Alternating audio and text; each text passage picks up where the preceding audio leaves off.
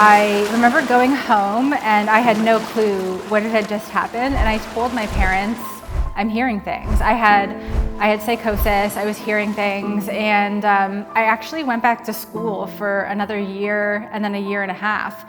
And by the time that third year came around, I was completely out of it. With mental illness, there may be stigma around it and judgment. And with addiction, there's stigma and judgment, and there's also shame around it because it really is self-inflicted, or at least that's how it feels to the addict. Mental health is often overlooked.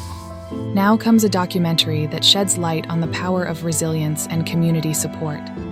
The Human Race, hosted by Radio Hall of Famer and mental health advocate Ted Michaels, aims to shine a light on the importance of mental health and wellness, particularly focusing on how running can positively impact mental well-being.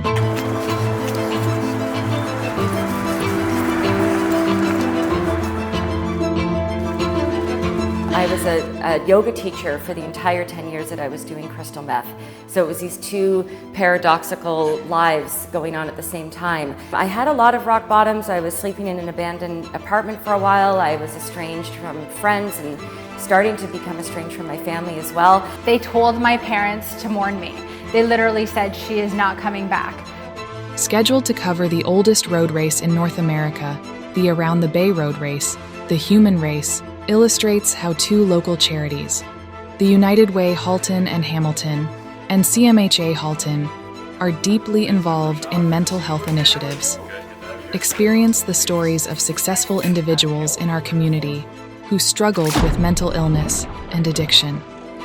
It took me several years of treatment, but then I actually ended up finding health and fitness and finding running. And running became such a huge part of my life.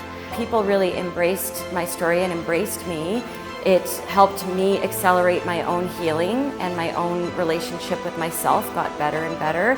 And now I feel like it's a source of inspiration to people, and they see that I have a really beautiful, blessed life, and I've got success, and I'm glad that I've made it public. We know that suicide happens, and we know that many people actually have those thoughts.